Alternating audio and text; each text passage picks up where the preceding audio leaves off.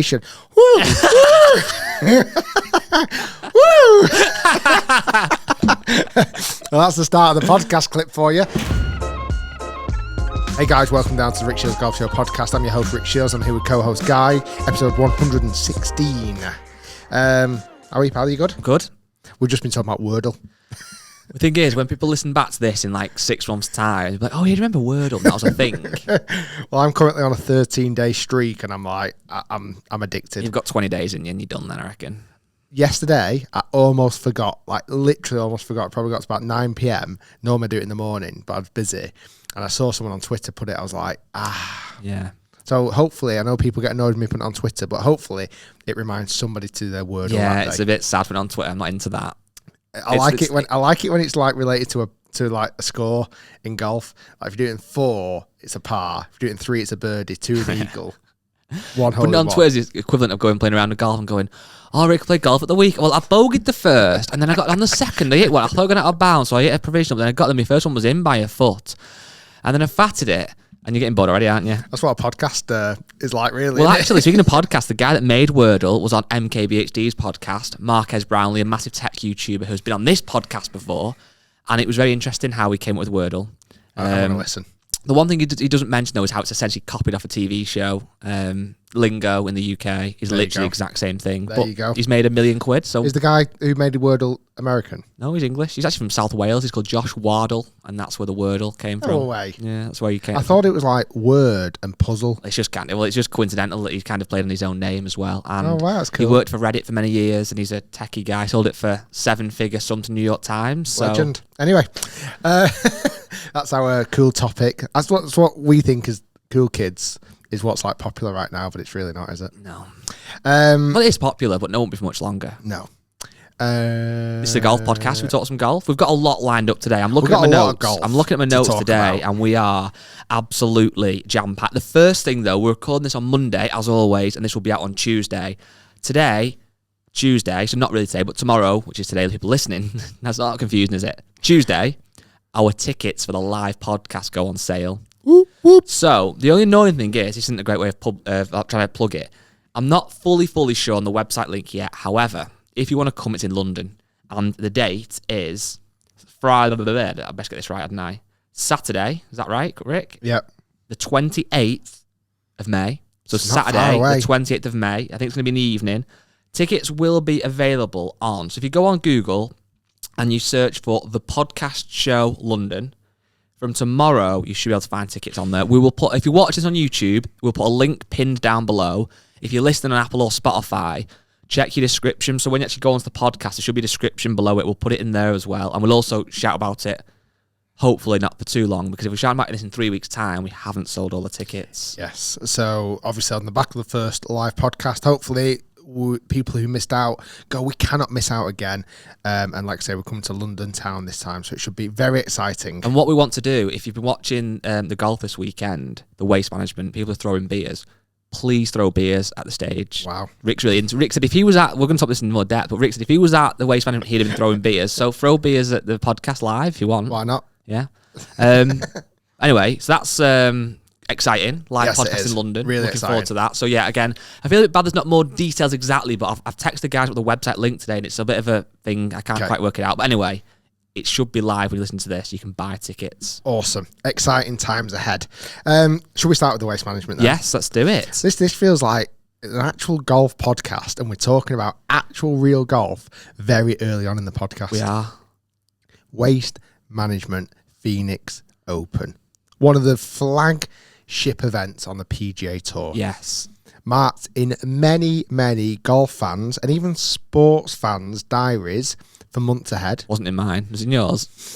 Always. To be honest now, when did you know it was coming? Always.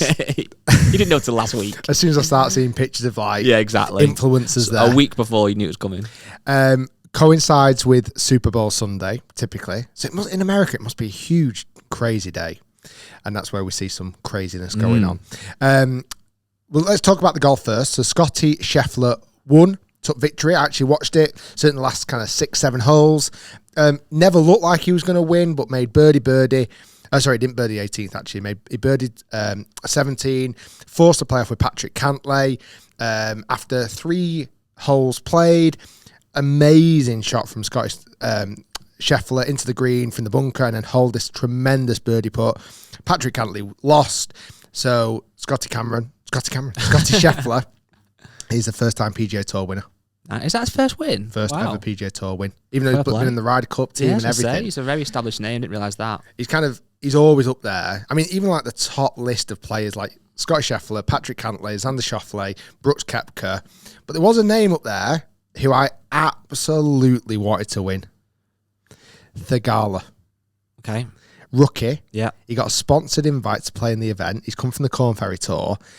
Absolutely cool as you like. Had the 54-hole lead to go into the final round with the lead, with all these massive, massive names around him on the leaderboard. He absolutely held his own all the way through his round of golf. He was playing up to the crowds. He was having the most fun.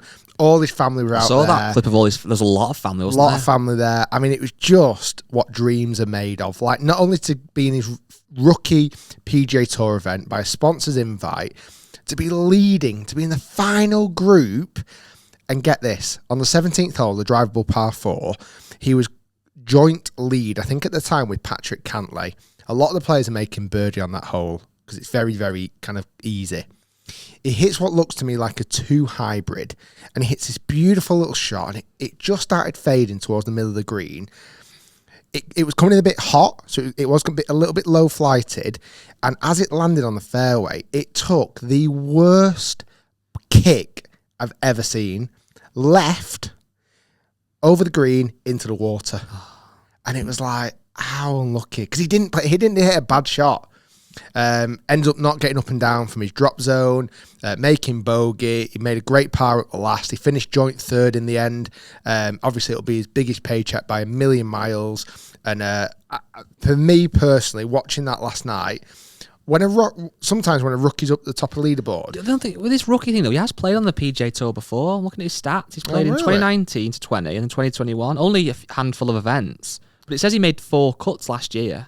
On the actual PGA Tour? On PGA Tour website, yeah. That's not what it was saying on. All right. Maybe I've not done my research enough, No, but I'm sure. Because I had not massively heard, well, I hadn't heard of him, not even massively, but it says that this year he's made 9 cuts, and it says that the year before he made 4, and then the year before that he played 1, and then he made a cut as an amateur in the 16-17 season.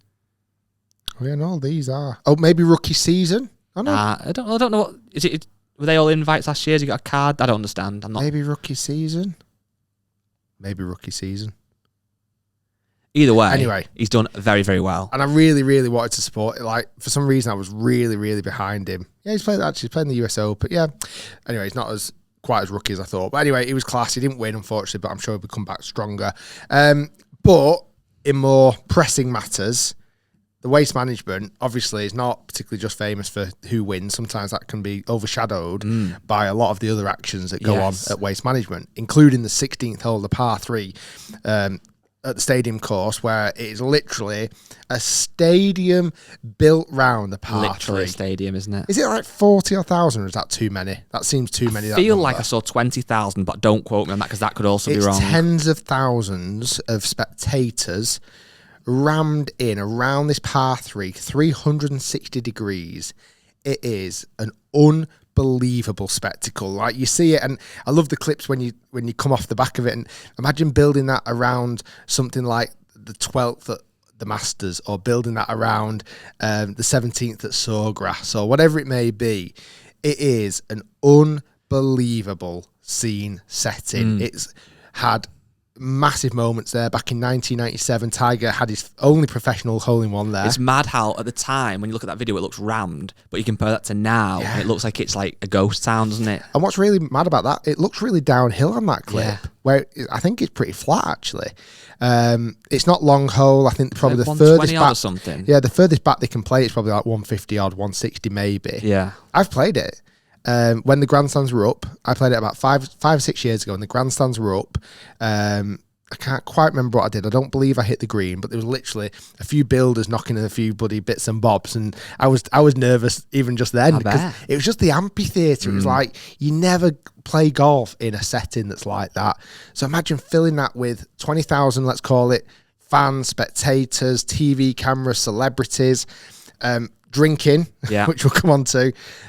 The atmosphere must be unlike anything else ever. The closest thing I would say is at the first at the Golf National. Oh yeah, but even so, that was just the tee, wasn't it? I think the unique thing with the par 3 is no matter where you are, something that's a short one, you can see everything. The other closest, and this is very not even that close, but what was that hole at St George's that had where Jigger Thompson had a hole in one and we stood sat in it? Yeah, that was a bit like a mini stadium. 14th or something. But that was more like traditional grandstands. I think what's so unique with this is how it lets you wrapped round. So you walk into it and you're like it's an amphitheatre. You walk in via a tunnel. You come in from the 15th, which is a phenomenal par 5. It almost gets really overshadowed because you almost never see any footage on there.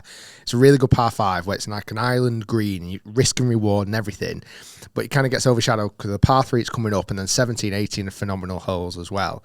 But you walk through this kind of tunnel and it must just hit you.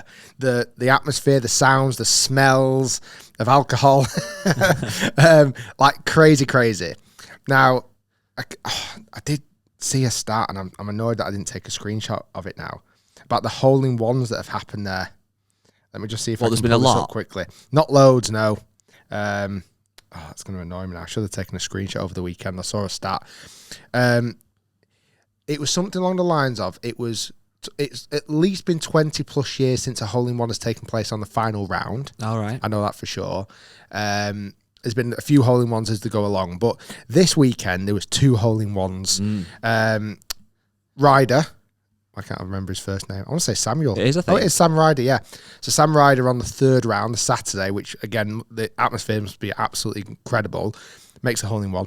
Yeah. Which was incredible. A cool one, wasn't it? It was. Pitched right at the flag, spun in, dropped in. And then on Sunday, I'm going to really get his name wrong again here now, Ortiz. He seemed to almost have loads of top spin to go in. I think the greens got really hard because he was only hitting 9 That's what I mean. It bounced and rolled in. He also got a hole-in-one. Carlos Ortiz. Then he went on to Eagle 17. Saw that. That's amazing. It's the first of the year back-to-back Eagles, apparently. Unbelievable. Played 2 holes in 3 shots. But then the carnage, pure carnage, took place after both said hole-in-ones. Now, again, picture the scene, amphitheatre, loads of drinks going on. You're there watching, waiting for something magical to happen. Yes. And something did magical happen. Yes. Celebrations were strong. Yeah. Is a probably good description of it. So you might have seen it over social media this weekend. As soon as both players got the hole-in-ones, obviously the crowd went absolutely berserk, jumping, screaming, shouting, but then decided to do something that sometimes happens at sporting events where beer was thrown. Yeah. Bottles were thrown onto the golf course. Marshals were ducking out the way. TV cameras were trying to dodge kind of these missiles. Players were trying to do everything they could not to get hit. Massive cleanups after, ironically, at the Waste Management Phoenix Open. Yeah. And I'm guessing then for the next hour and a half, the bar was completely full of people wanting to restock the drinks. Replenish. Huge delays in play from actually picking up the bottles. Not sure if there was damage on the golf course. Not sure if there was excess kind of waste, water, beer on the golf course. But it was scenes that I've never seen on the golf course before, ever. No. Ever. But you mentioned actually, you saw a clip from 1997 when Tiger did it. So basically, I didn't watch much of the golf, but I kind of watched the clips and I was on social media, so I feel like I saw enough to get a real kind of understanding of it. And it didn't quite sit right with me, but I'm going to try and explain my point. And I'm always conscious with the podcast that we record the podcast, so it's a full-length audio podcast, obviously, and it's a full-length video podcast as well. But equally, we do kind of smaller, bite-sized chunks that people can watch on YouTube who may not normally tune into the podcast, who might watch your videos occasionally and see this random one pop up and they'll click and watch it. And it might be 8 minutes long or 10 minutes long. I sometimes feel with those, because people don't know who I am often, they'll just jump on whatever you say and not kind of give it context. So I was really thinking about it this weekend. I was thinking, how can I explain it in its simplest form that people might disagree with me, that's fine, but can't take what I say incorrectly. So I was watching the golf, said online, I watched the hole-in-ones, obviously, and I saw the celebrations, and I saw the the almost euphoria between the players, the people that were there, and it looked like people were having an amazing time. So that I am fully behind. But I did a tweet that hopefully kind of sums it up, in my opinion anyway. I said, I like how it's different. I like how it's fun, exciting and noisy. I love the stadium setup. I just hate the unnecessary throwing of drinks. I've never understood it and never will. Now, that last bit isn't just about this event and golf. For me personally, and everyone has different opinions and different whatever, I never understand it when you see people at events. And England did it in the in the Euros, and they did so well. People in big crowds just launching beer everywhere. You get it at rock concerts, people throwing beer. For me personally, I'm never in an environment where that is something I want to do or feel like it's excitable or something that, it gets me going throwing a beer. Yeah. I kind of get it if you're holding the drink and you jump up and naturally some of that comes out. But literally getting that's what all these people said. Well, yeah, getting that and then launched it down to the green. For me, I just don't get. Now, what I am behind, firstly, I'm massively behind golf having different events and different kind of ways, different ways of the crowd enjoying themselves. I absolutely love the way it's literally a stadium. It's so different, it's so unique. And I imagine the players, it's 1 week of the year, absolutely love it. I imagine they do anyway. I bet they get more nervous, but I bet they absolutely love it. I bet the people that go have an absolute great time and thoroughly enjoy it. So in that side of it, I am absolutely well behind it. It makes golf look cooler. And I said to you before off the podcast, growing up, golf was my sport and it still is my sport. And I'll hold my hands up. I found it quite difficult sometimes telling people I played golf because I was scared of what they would perceive it as and how they would perceive me. It's boring. It's an old man's sport. You should play football. You should play rugby. So anything that ever happens in golf that makes the game look a bit cooler, I feel kind of proud of because I feel like, you know what I mean? So I'm absolutely behind that. I don't want it to be seen as stuffy and old men and boring. I love the explosion, the excitement. I just don't like people launching beer, partly because I don't get it. You've paid probably $8, $10, whatever it is for a beer, and now you're throwing it. Yeah. Secondly, you're throwing it thinking, well, I'm not going to fucking pick that up. Somebody else can. Yeah. How horrible is that attitude? Yeah. Lastly, I mean, I know this is a really deep point and might not be as relevant, but people in the audience looks like they're all taking part, but they're better than not. There's some people who don't massively like. They want to be there for the atmosphere, but don't want to be covered in beer. They might have a new outfit. They might not drink for religious beliefs. They might not drink because they might have struggles with alcohol, whatever it might be. And you're throwing beer all over them. I just don't think it's pleasant. Now you could say, well, don't win that grandstand because that's what happens, but that's not fair. Like you can't say this is a grandstand only for people who drink beer and only people who want to get covered in beer. I just don't think it's right. Yeah. And that's nothing to do with trying to be a killjoy. That's just my own opinion. Yeah. I think you've articulated it really well. And you asked me this morning about what I think, and I probably have not overthought it. I've not thought of it into it too much because I'd almost feel like I'd slightly contradict myself because when I look on the TV and you're right to your absolute points there, I'd actually be like, God, yeah, that is stupid, isn't it? Like, why are they doing that?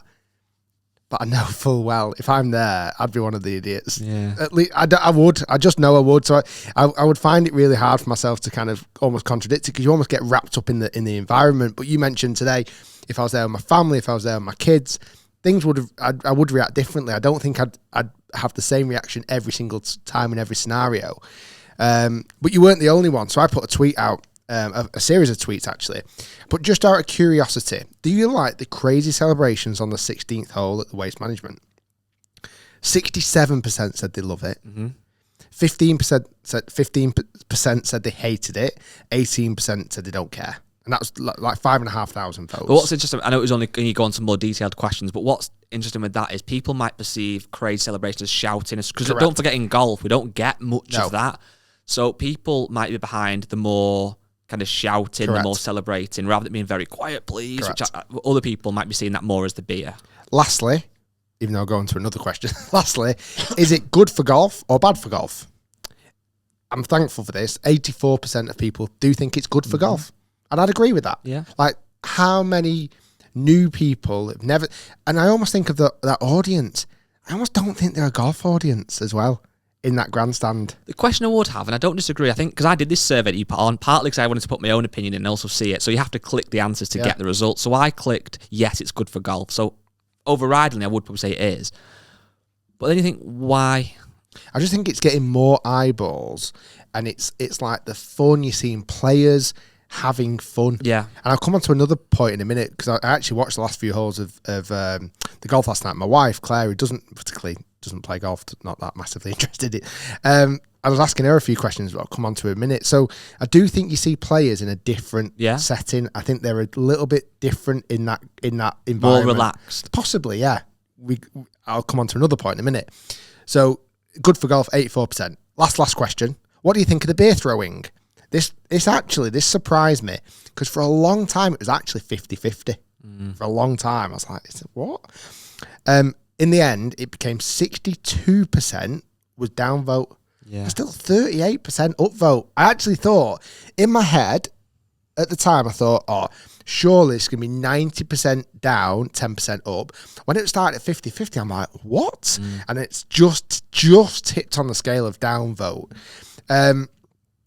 So there was, again, I think it's probably hard. I think for that very, very first time when Sam Ryder did it, people probably just lost their minds and didn't think they were going to do it, and it just happened. It was spontaneous. I'm not saying it's right or wrong. It was spontaneous. It was Saturday afternoon. Everyone's probably absolutely pie-faced or whatever. Pie-faced? I've had 6 meat potato pies. I couldn't think of a nicer term to say. Drunk, bladdered. The one I had in my head was not family friendly, so I thought I better not say that one. So I think in that environment, it was like, oh my God, like, whatever. Yeah, then, that's not natural. There's nothing natural about throwing. Look I don't know. Look at what you did with your hands then. You went, yeah, like a roller coaster. That movement and getting a beer and going, ugh. It's not the same. Only takes the one person to do it, probably. And then what happened then on the Sunday when it happened again, I thought, obviously, you know what's going to happen. The players knew what was going to happen. I felt really, really sorry for the marshals, because they'd experienced it on the Saturday and probably didn't like it. They're now like literally ducking for cover. You had even cameramen ducking for cover. And I thought, oh, come on, guys. Maybe you could have learned from day one. You know what I hate about it, though? Is the fact that, like, I used the analogy before off camera to you, that if you went to a nice Sunday dinner with your wife and they said, unfortunately, Mr. Shiels, I didn't know your name, let's just say they did, the bar is full inside, but it's middle of summer, we've got a lovely table outside for you. And you go, okay, let's go, we've got your 3 kids with you, they're going to play on the adventure play thing. Oh, and by the way, we've got a big, massive 40-foot TV screen outside. And as you know, it's the Manchester United versus Man City derby today. And you go, well, I'm a big football fan. That's perfect. You're eating your Sunday roast, watching the football. Next thing, not Rooney, going back, I watched the Rooney documentary today. Ronaldo scores the winner and United win the game. You're in every right to celebrate. Might give it a little fist, but might even stand up. Might go and shake hands. Cheers, everybody. You might shake hands with one of the dads who's got 3 kids with him and say, well done, old fellow. Well, at no point. Jolly good game. At no point. You can express your emotion. You might even give it a quick get in. Sorry, I have to bleep that, Matt. But there's no instance where you're going to start throwing a beer. No, just because you're with other people, why does that mean you have to fundamentally change how you celebrate and start throwing beer? I'm a bad person. No, but it doesn't mean you're a person. But why? I don't understand what part of it elevates the experience. I don't know, but this is why I really, really can't say I'm absolutely 100% against it, because I don't know why I'd end up being one of those idiots. Yeah. I would. And I'd probably hate myself for it. I know. I think that, though, on a deeper level, though, and this is completely different kettle of fish, but that's why, like, football grounds, a lot of these things negatively happen, whether it be throwing or people shouting things that aren't right, because like, oh, well, I was at the football, it was all right, it was mob mentality. Yeah. Like, if you don't believe that fundamentally, why should you change who you are to fit in with the surroundings? I just like to fit in. And then I must admit, so then second hole in one, I thought, it's going to happen again, and I thought, yeah, okay, expected. The 2 times, however, not that the other times I completely condone, but the next 2 times I thought were absolutely ridiculous. But that's the point, though, isn't it? It's on or off. That's what you can't. They're not going to have it like you're saying. And I kind of, again, I don't agree with it. But if it's going to happen at all, it's on a hole in one in it. But then it's like, didn't you say Justin Thomas chipped in? It was absolutely ridiculous. Yeah. In that time, you're thinking, oh, come on, like you are now actually taking the mick a bit. He was at the back of the green, he chipped in, he was kind of giving it all this to the crowd, like, and then suddenly beer started getting thrown onto the golf course again. I was like, oh, I didn't expect that. Yeah. Like, not that time, because they are, I don't know. And even Justin Thomas's face was like, oh, for God's sake, are you joking? What the hell is this about? And then the other time, did you see the other one, the Harry Higgs one? Yes, we pulled his top up. So Harry Higgs, obviously, really, Well, that's weird though, because I didn't massively like that. Like, I didn't like him doing that, and I didn't like Joel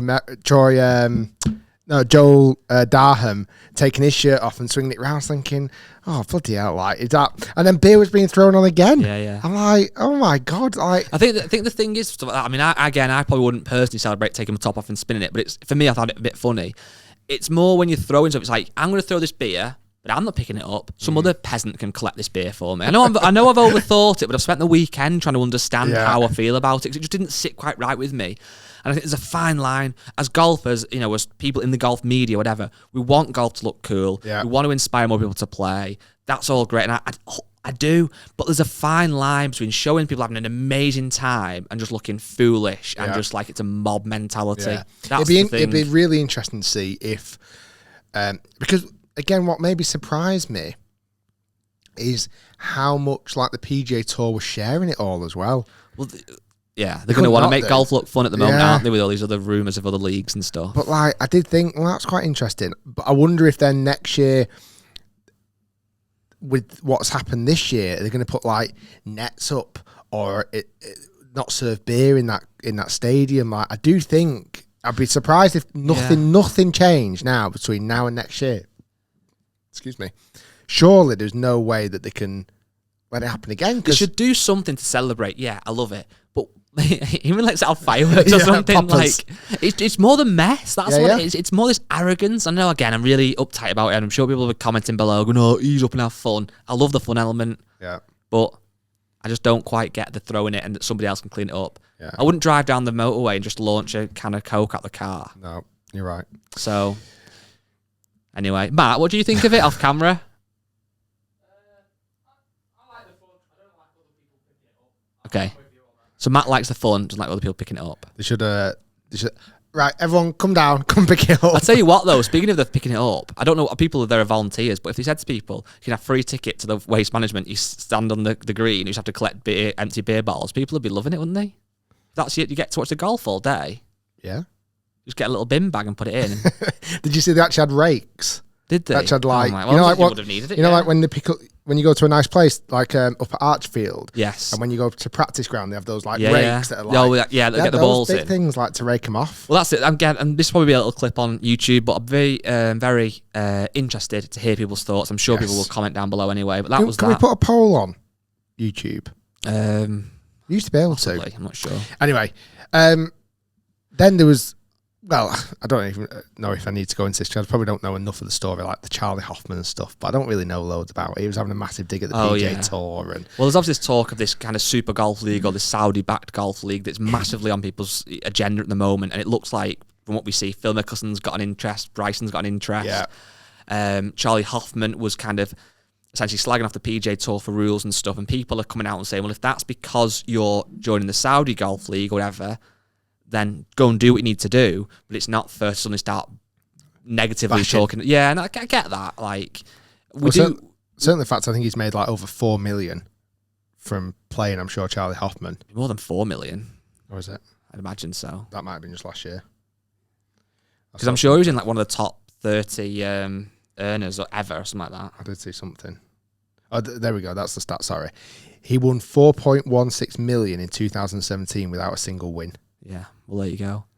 But again, speaking of like the waste management and the excitement, these other potential tours, you know, there are going to be more events created, I imagine, if they all go ahead, where golf will be different and easier to watch and hopefully more exciting. But another thing, lastly, again, we've kind of left the waste management bit for a minute, I guess, until next year. But like, I was thinking this morning about golf, and again, the issues that it has, and I'll use that term loosely, because I saw this whole thing of growing the game, and we always talk about growing the game, and other people talk about growing the game, and what does it mean? How do you grow the game? And I just think, unfortunately, golf is, in some instances, a difficult sport to get into. And what I mean by that is, let's just say you had a young boy who is 12 years old, who watched that waste management and was unbelievably inspired to start playing. Because I think there will be, there might well be. It looked cool, etc. It's then quite hard to take out to the golf course, because I was watching, that you watched it, well, you did watch it as well, the recent overlap, which is Gary Neville, who's an ex-footballer in the UK, with Declan Rice, who's an England player, West Ham player, and 23 years old, is possibly the most likeable player in the world, and he's so cool.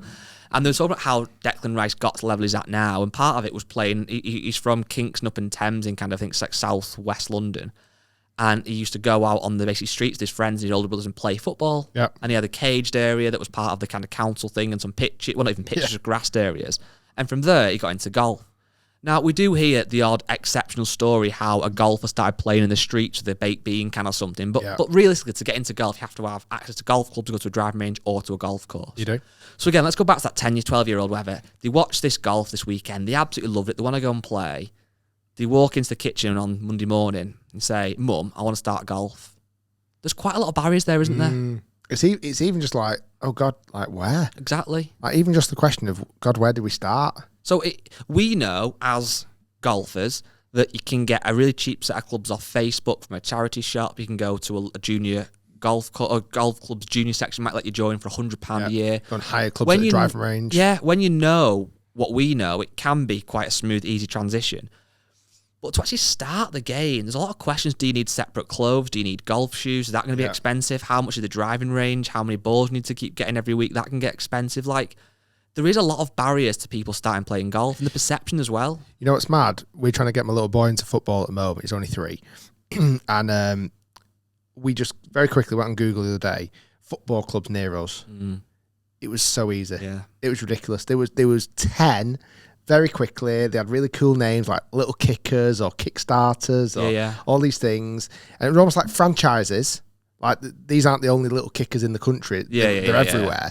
But straight away, you go on the website, really nice website. You can buy the kit straight away, dead easy. And you can sign up for a class. And in half an hour, we didn't actually do because we didn't have a time that suited us just yet. But in half an hour, we could have boxed it off completely and got my little boy into football. Turned up on that day knowing exactly what to expect with his little kit and everything. Where golf definitely doesn't have that, does it? It just feels that people listening are golfers, or certainly an interest in golf, so they might know a little bit more, obviously, of how to get into it. But it does feel that it sometimes could be quite confusing for people. Like if I even just put in now junior golf groups near me, I think things will come up. All I'm seeing is junior sections. So junior sections at Manchester Golf Club, at Didsbury Golf Club, at junior golf section at Wigan Golf Club. I don't know. I felt like, again, the footballer was easier. Yeah, well, it is, isn't it? It's easier to get into just food sports for like thought. that. Well, the last point then on the golf. So I was watching it again, my wife last night, just in the playoff, and I just asked her a very simple question. She was like, "Can we watch something else?" I was like, "No, come on, let's watch this." I asked her a question. I said, "How could this be better? As a non-golfer, how would you enjoy this more?" And she went, well, first off, she said by turning it over, which wasn't the most constructive response. So I said, no, seriously, right now, you as a non-golfer, how would you watch this and make it more fun? This was the playoff, where there's 2 players going head to head to win a prize. So first off, she'd only just switched it on. We'd been watching for about half an hour. Granted, she knew nothing about the players. She knew nothing about Patrick Cantley and Scotty Scheffler, which is fine. But she knew what was very difficult as a non-golfer watching that environment in that setting is I don't believe TV or the commentators and stuff do a good enough picture to really paint the scene or the scenario. It was very difficult for even her to understand exactly what was going on right now. It was just like 2 golfers are playing golf. It just didn't.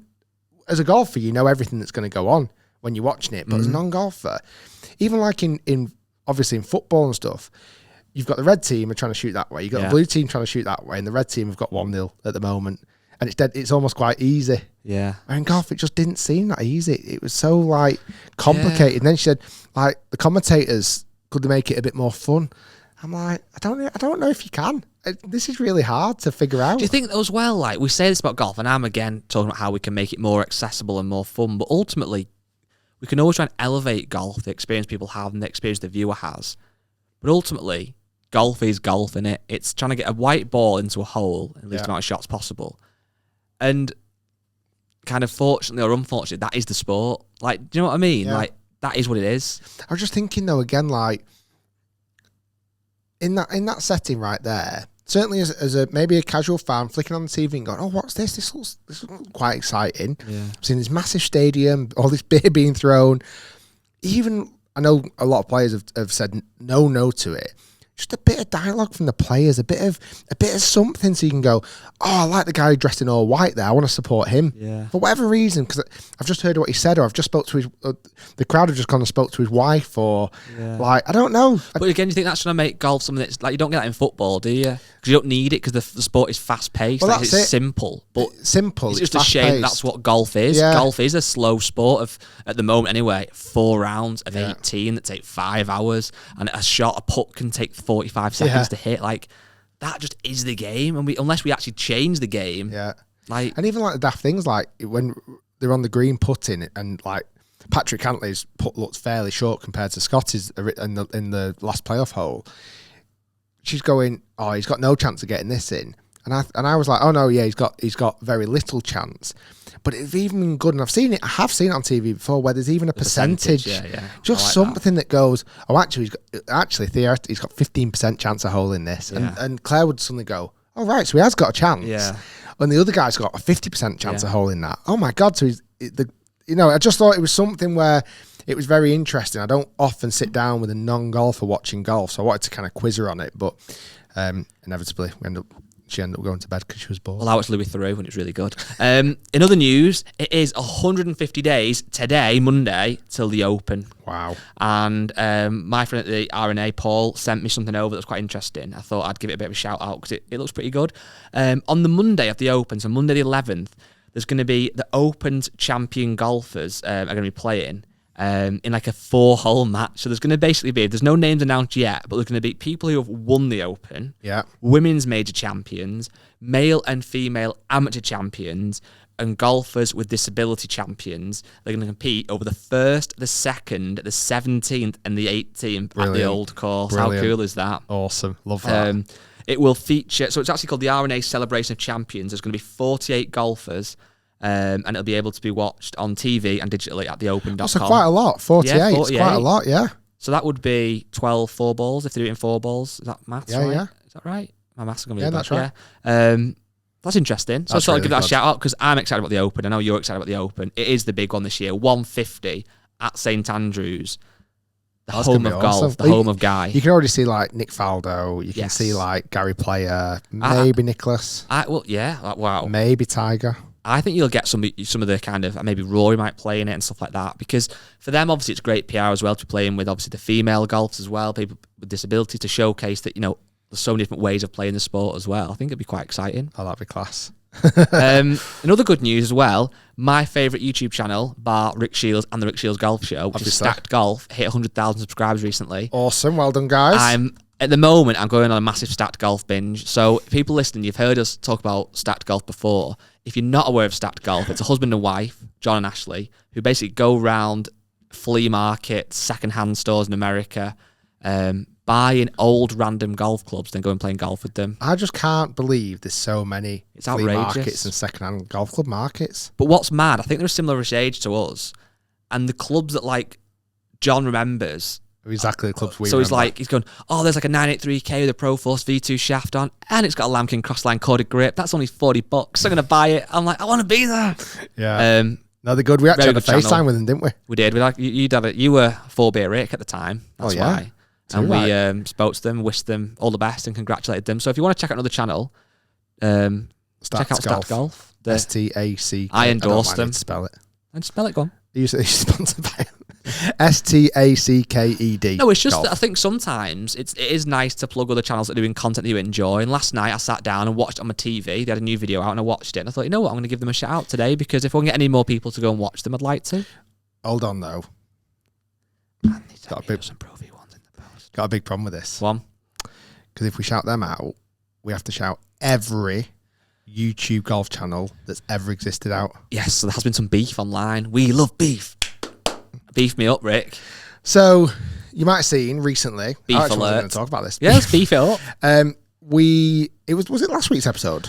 Last week's episode, we had one of our question. Well, it's actually a listener. It was a voice note in from a listener who basically wanted to know who was the best golf YouTuber. And this question's been asked It has been asked a few times before. We've answered it before, but there's loads more new golf YouTubers. Some golf YouTubers have got better than others. Some have got worse. I'll hold my hands up there. They always make for great clips. So last week I discussed and talked about who I think has got the potential of being one of the best players, where I probably sit in that list. There's also been coincidentally, another YouTuber,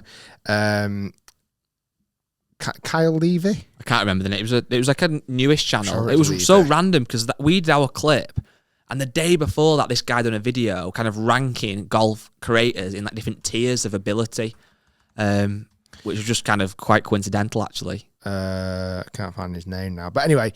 So listen, in that scenario, in a podcast or whatever, Luke Peavy did a video about it. And he mentioned an awful lot of really cool young American YouTubers. Yes. So like all the good lads, GM Golf and all those lot. Bryson DeChambeau was his tier 1. Of course. I actually got put in tier 5. Well, hurts me a little bit, tier 5. I think tier 4 is fair. Does it matter? Doesn't matter. Yeah, it does a little bit. So, but either way, in that video, again, there's loads and loads of comments about YouTubers that he's missed out, right? But I sympathise with him because even when we talk about golf YouTubers and who's the best, there are hundreds of golf YouTubers now. And also, there's something I'd love to see the kind of science behind this psychologically. But if you are watching that video and your favourite YouTuber who has 45,000 subscribers, let's just say, isn't mentioned, you almost feel impulsed to then reply and say, but you missed off Joe Smith golf. Yeah, because like he's your man. Yeah. So, in our little chat, obviously, I didn't name, and I hold my hands up, I should have done. I should have spent the next hour and a half naming every single golf YouTuber and ranking their potential placement on this kind of imaginary leaderboard. That's a good idea for a spin-off podcast. Is it number 112? It'd be boring Rick as hell. Shiels. It'd be boring as hell. So, I didn't say everyone's name, and I'm not going to do because it's impossible. Because also, what quantifies as a golf YouTuber? Like, how many subs do you need? Because, tomorrow Tiger Woods could set up a YouTube channel. He's got 2 subs. Is he the number one? Anyway. Well, and on the flip side, a random person can just put a swing video on that gets 5 views, and they have 1 subscriber who's the mum. And I put videos on YouTube. Like, where do you draw the line? So anyway, Andrew Jensen tweeted me and was not happy at all that I'd missed. I ignored small YouTube channels. Ignore them. Well, it is funny because blatantly don't even. The other week we went them. to the Trafford Centre doing some shopping, and we're walking down the sure, don't be saying that. And a small channel came up to me, just ignored them. He said, "You've not got 40,000 subs. I'm going to ignore you."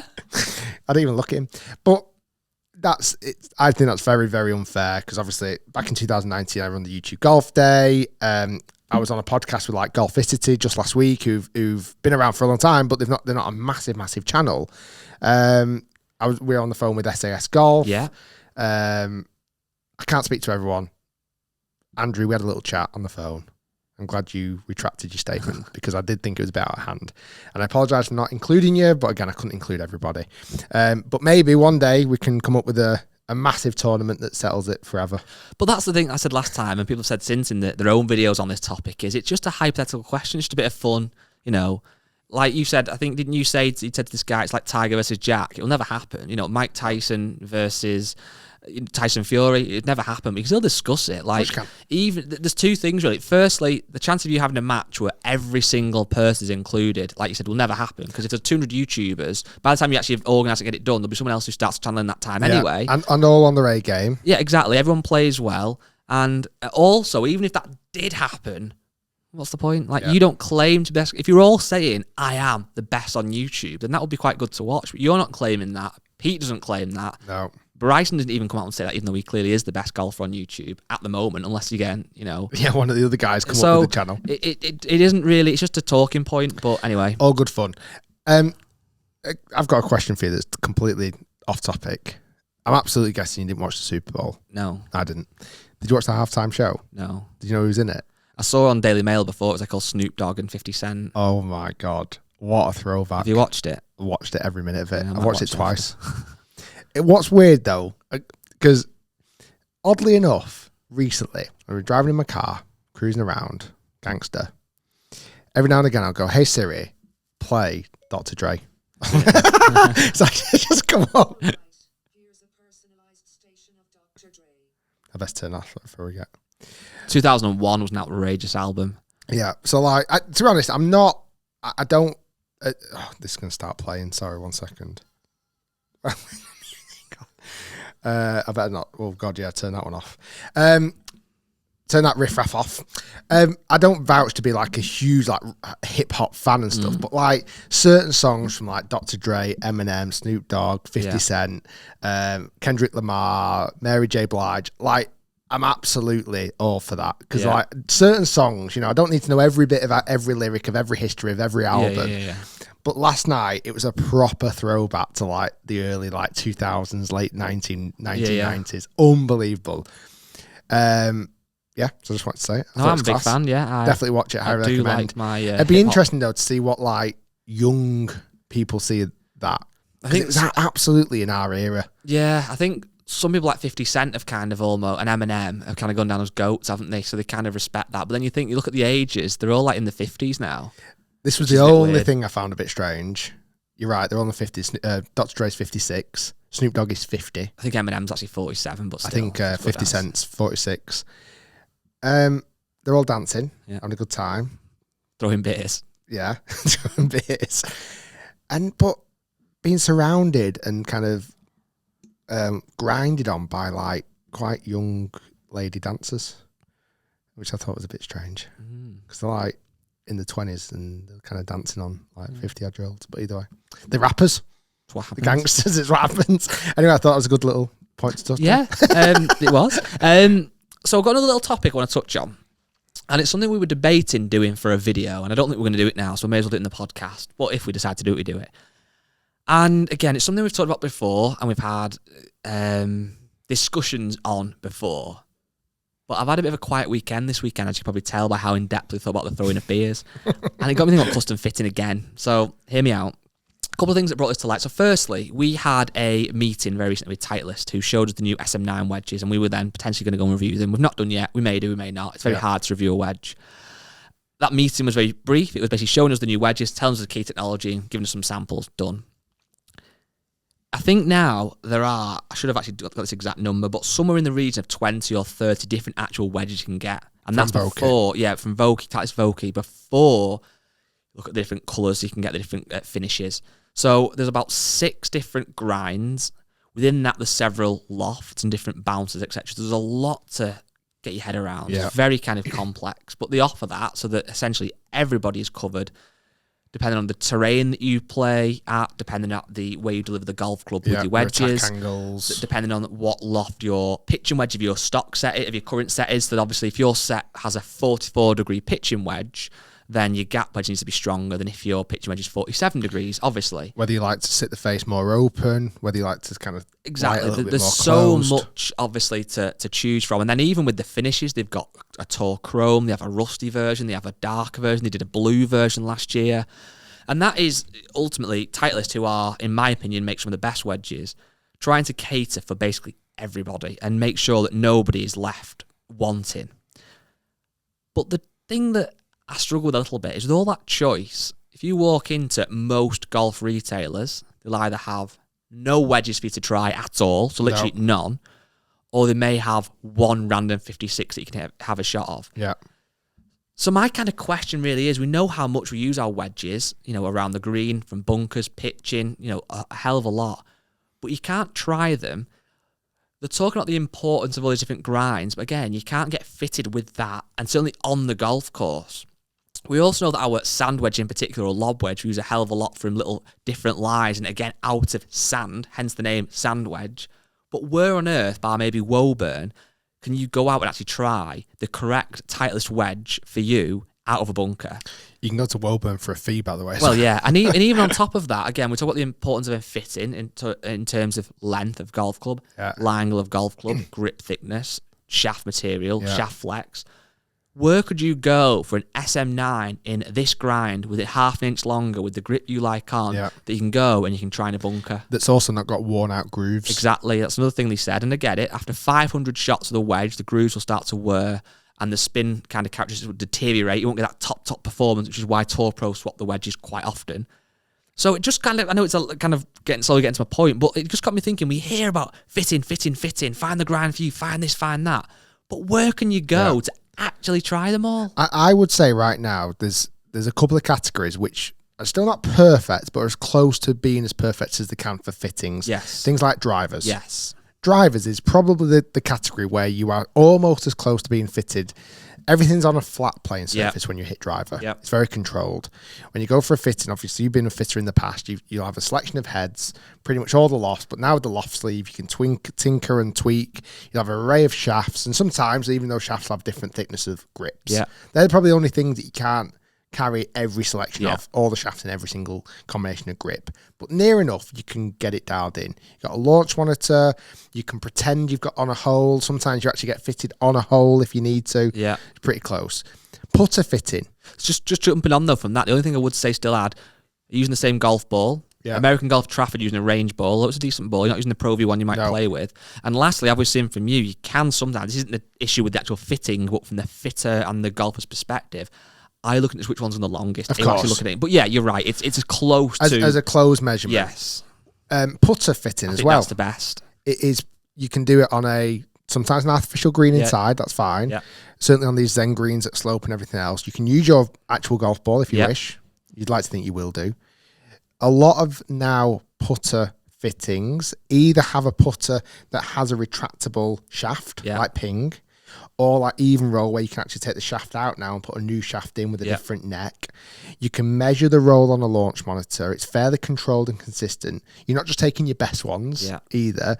You're getting the feel of the putter. There's no tape or anything on the face you'd like to think when testing the putter. It's the best one. It has to be. So I think generally putters, obviously, like you mentioned there, is probably the best. Irons, so-so. Yeah. In fact, probably up there with wedges. Well, it is because you're hitting typically just a 7-iron. Yeah. Well, how do I hit the 4-iron? How do I hit the pitching wedge? You often don't know. How do I hit out the rough? How do I hit it out of sand again? Because you might hit irons out of sand, obviously. And so often you'd say, so say you came for fitting with me and I'm in a bay and I've got the Titleist whatever iron or whatever brand, Callaway, doesn't matter. And I said to you, right, Rick, I'm going to put in the stock shaft, hit. You're quite strong and your neck's 100, bang, bang, bang. Actually, that works really well. But you're a bit taller, so you need a quarter of an inch longer. I've not got that shaft to try, though. Yeah. So we're going to have to order it blind and hope it works. Yeah. And then even ordering it blind, what will that do to affect the lie angle of the golf club, or the weight of the golf club, or the way it sits at address?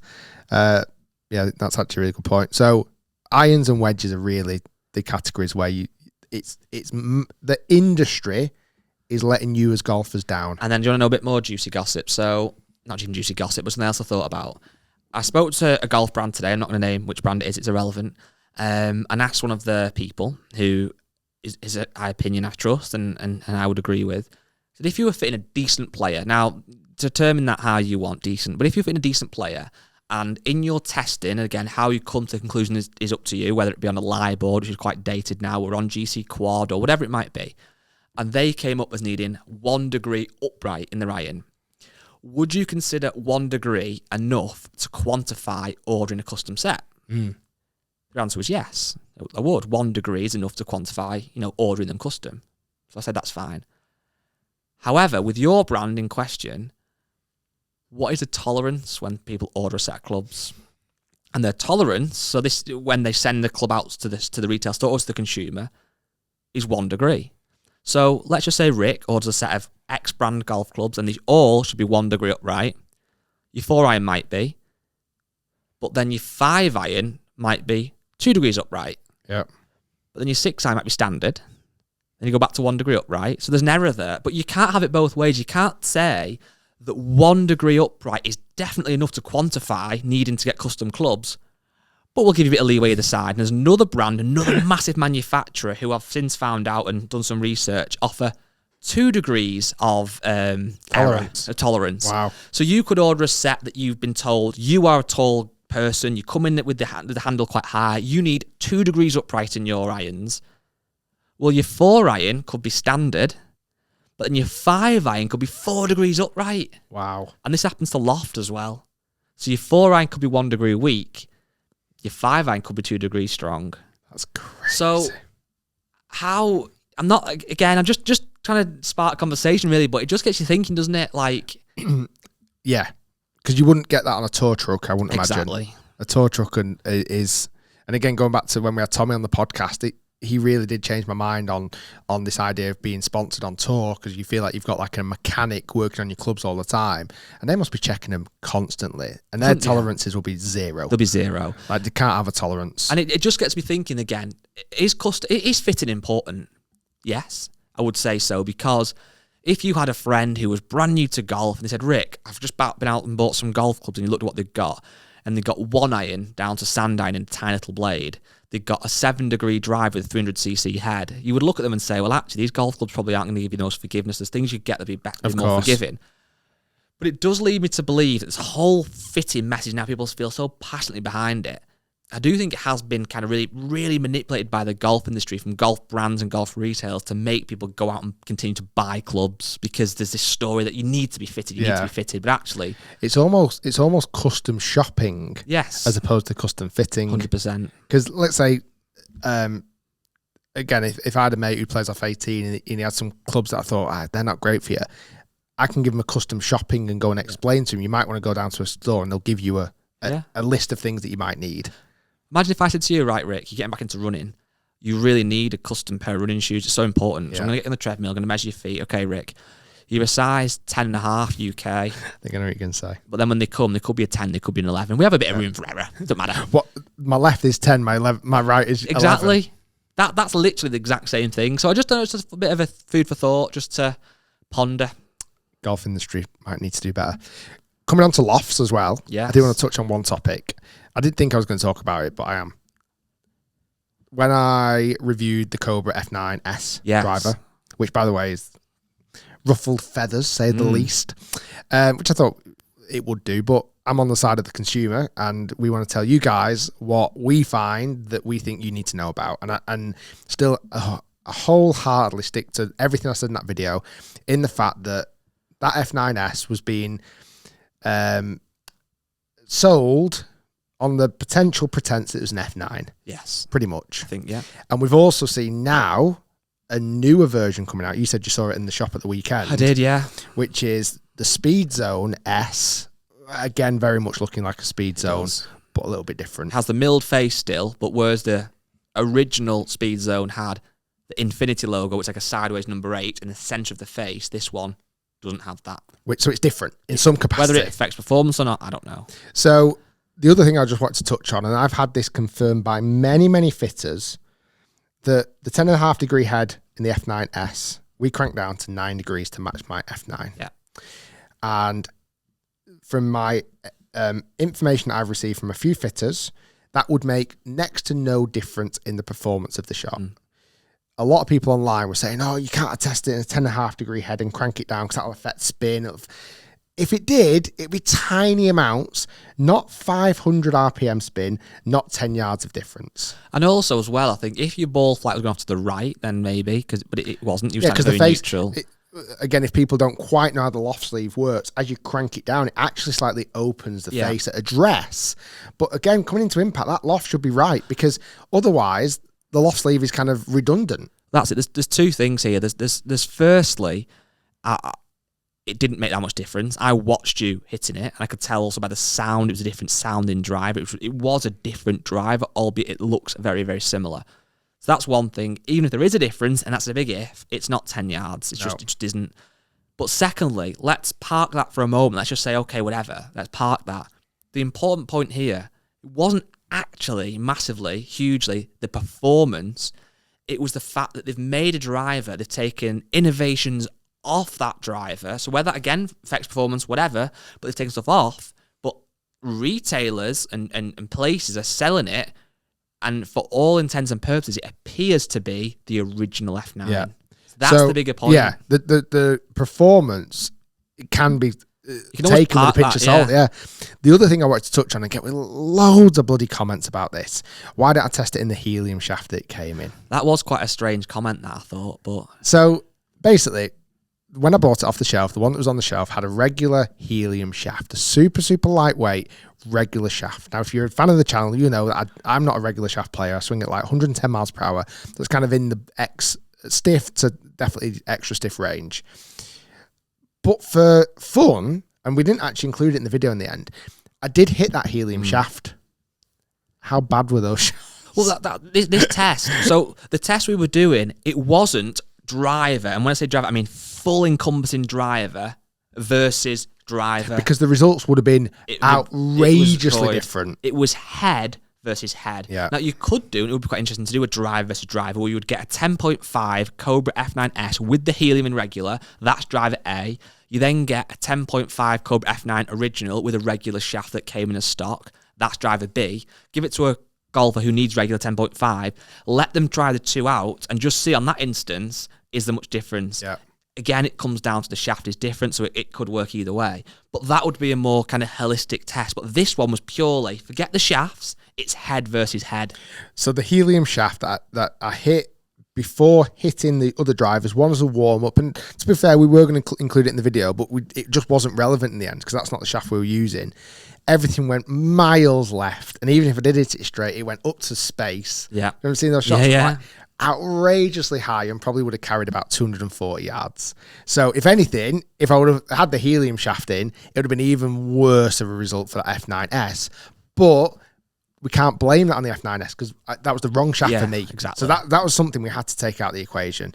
But like I say, the loft factor is so irrelevant. I think though, when you're doing these kind of videos and we put them together, we spend a lot of time planning them and editing them and putting, we'd love to try and make a video where you watch it and then there's no questions to continue to be asked. There's no stone left unturned. That every answer to every question is answered in that one piece of content.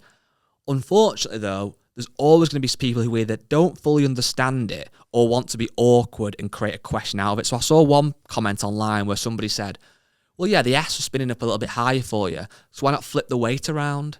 Now, yes, if you did that, the S would then have lower spin, in theory, if the weights work correctly, which they should, and it might have got closer to the numbers of the F9, but then that's not a head-to-head test. No. We need to then move the weights on the actual F9 round, which would then, again, give it more distance, lower spin. Yeah. So in that instance, the F9 would still win. Yeah. So...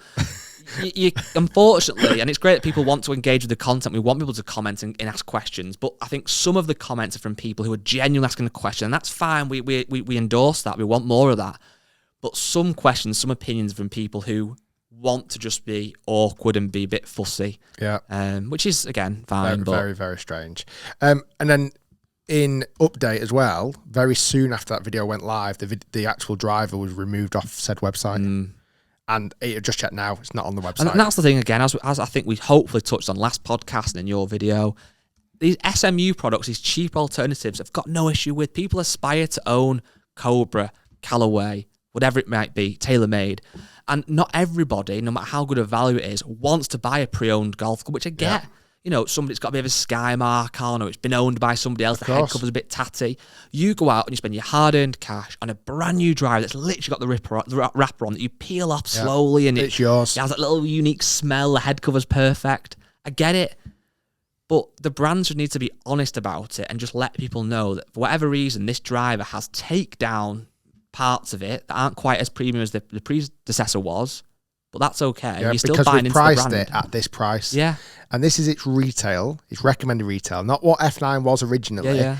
This is we're going to sell this for £250, and that's how much you're going to buy And it people for. aren't thick. Like, my car isn't the high level of my car. I've got that thing, and probably you have, where there's buttons that have nothing on, because in the more premium versions, that would be something different that I don't possess in my car. I'll ask the chauffeur. It's not. People aren't thick. People don't need to be spoon-fed. Just be a bit more clear about it. And I think as well, a massive, huge part of this, I'll be honest with you, I don't deep down believe it is the golf retailers being conniving. I really don't. I think it's from the lack of education, because it's not anybody that's that super, super senior that's writing the copy that goes onto the website.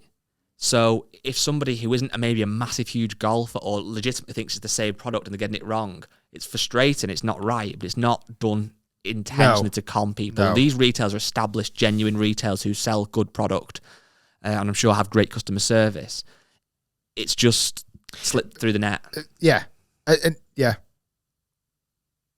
But I think just in the future, hopefully now, maybe the Cobra have had the fingers burnt, or the retailer, fingers crossed, we've made a slight kind of impact, so that when an SMU does come out in the future, got no problems with it, just make it bloody obvious. Yes. That's all we ask. That's all. I think that's all the viewers ask. It feels today. I don't know if this is right or wrong, but I think it's been ranty. quite a little bit bit. But ranty. I've had a little bit on my plate No, today. it has been a bit ranty. I came in skipping and happy Halloween.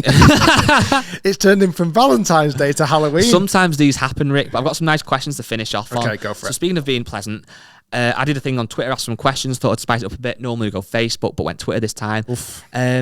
From Dan, he said, have you ever had a time you felt like quitting golf? Yeah, I think I've openly discussed this.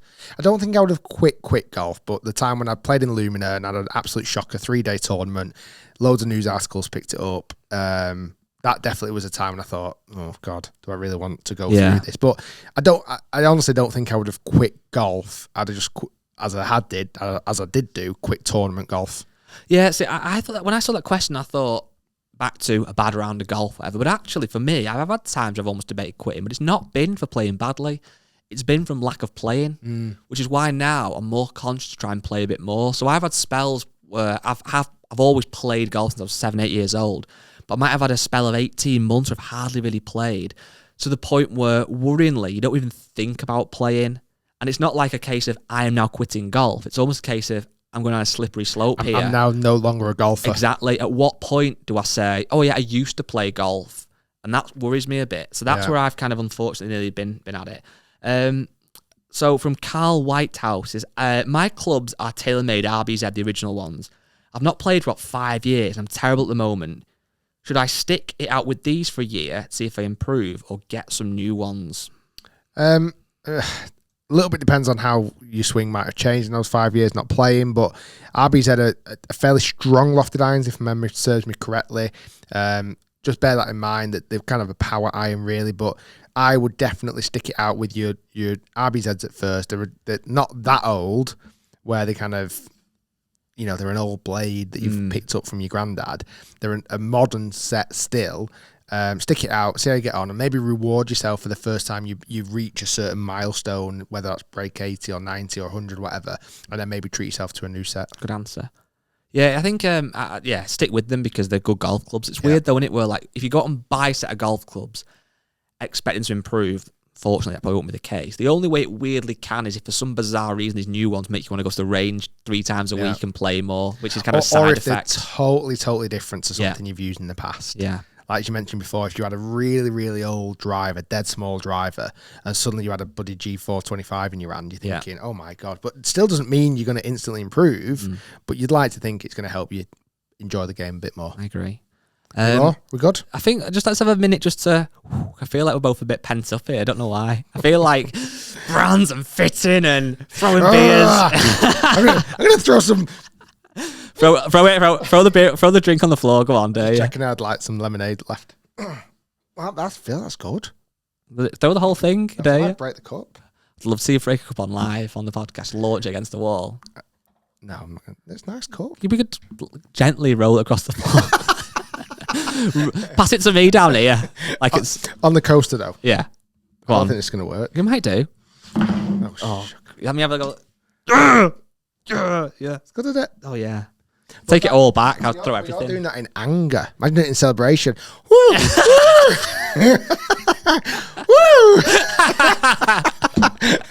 Well, that's the start of the podcast clip for you.